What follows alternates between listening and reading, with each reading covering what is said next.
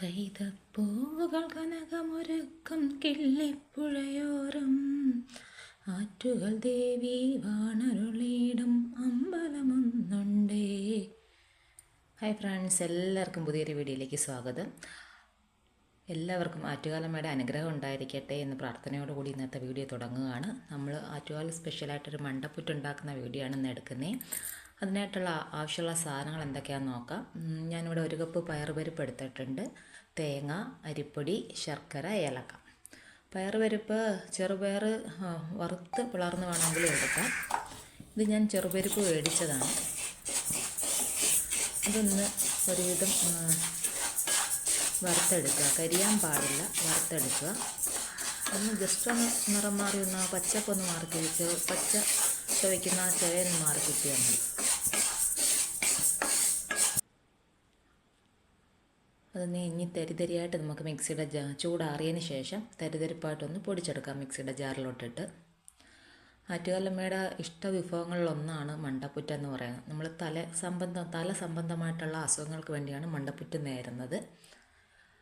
അതുപോലെ തന്നെ തെരളിയും ശർക്കര പായസവും ആറ്റുകാലമ്മയുടെ ഇഷ്ട വിഭവങ്ങളിലൊന്ന് തന്നെയാണ്. പയറുപരിപ്പ് ഇവിടെ പിളർന്നെടുത്തിട്ടുണ്ട്. ഇതിലേക്ക് 1 കപ്പ് തേങ്ങ ഇട്ടിട്ടുണ്ട്. പയറുപരിപ്പ് എടുത്ത അതേ കപ്പിൽ തന്നെയാണ് ഞാൻ എടുത്തേക്കുന്നത്. 1 കപ്പ് തേങ്ങ ഇട്ടിട്ടുണ്ട്. 1 കപ്പ് ശർക്കര ചേർത്തു. ഇതിലേക്ക് കുറച്ച് ഏലക്ക ഞാൻ പഞ്ചസാര ചേർത്ത് പൊടിച്ചെടുത്തിട്ടുണ്ട്. പഞ്ചസാര ചേർത്ത് പൊടിക്കുമ്പോഴത്തേനും പെട്ടെന്ന് പൊടിഞ്ഞ് കിട്ടും, അതിനാണ്.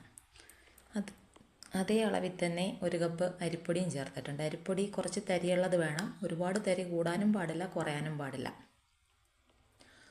എന്നിട്ടിത് നല്ലപോലെ വിരവിയെടുക്കുക. ശർക്കരയുടെയും തേങ്ങയുടെയും ഒക്കെ നനവ് കൊണ്ട് തന്നെ ഇത് നല്ലപോലെ വരന്തി വന്നോളും. ലേശം ഇത് ചൂടുവെള്ളമോ പച്ചവെള്ളമോ കൂടി ചേർത്തും കൂടി വേണമെങ്കിൽ നമുക്കൊന്ന് കുഴച്ചെടുക്കാം.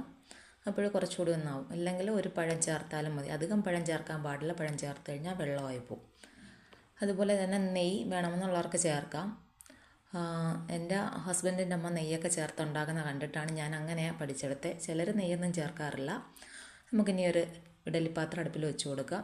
ഈ നനച്ച് വെച്ചേക്കുന്ന മാവ് ഇതുപോലെ ഉരുട്ടിയെടുത്തിട്ട് നമ്മുടെ വിരൽ കൊണ്ട് തന്നെ അതിൽ കണ്ണിൻ്റെ കണക്ക്, കണ്ണും മൂക്ക് കണക്കൊന്ന് പിടിച്ച് ഒരു വായുടെ കണക്കൊന്നും ആക്കി കൊടുത്താൽ മതി.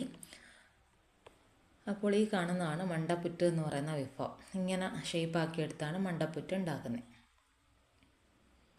കണ്ടോ, ഇപ്പോൾ ഒരു തലയൊട്ടിയുടെ ഷേപ്പ് അല്ലെങ്കിൽ ഒരു മുഖത്തിൻ്റെ ഷേപ്പ് കണക്കായില്ലേ. അപ്പോൾ ഇതുപോലെ നമുക്ക് ബാക്കി എല്ലാം ഉരുട്ടിയെടുക്കാം.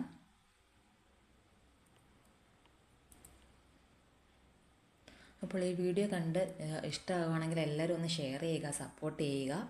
ആദ്യമായിട്ട് കാണുന്നവരാണെങ്കിൽ ചാനലൊന്ന് സബ്സ്ക്രൈബ് ചെയ്യുക. അപ്പോൾ ഇനി നമുക്കെല്ലാം അത് ഇഡലിക്കുട്ടത്തിലോട്ട് വെച്ച് കൊടുക്കാം. എല്ലാം അവിടെ ഉരുട്ടിയെടുത്ത് കഴിഞ്ഞിട്ടുണ്ട്.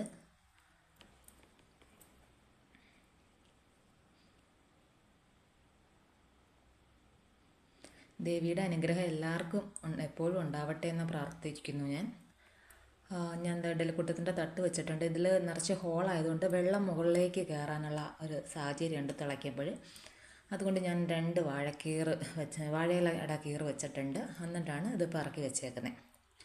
ഇത് വെച്ചൊരു അരമണിക്കൂർ കഴിയുമ്പോഴത്തേന് വെന്ത് കിട്ടുന്നതായിരിക്കും. ഇത് വെച്ച് അടച്ച് വയ്ക്കുക. അടച്ച് വെച്ചൊരു അരമണിക്കൂർ കഴിയുമ്പോൾ വെന്ത് കിട്ടും. അപ്പോൾ നമ്മുടെ മണ്ടപ്പുറ്റ് ഇവിടെ റെഡി ആയിട്ടുണ്ട്.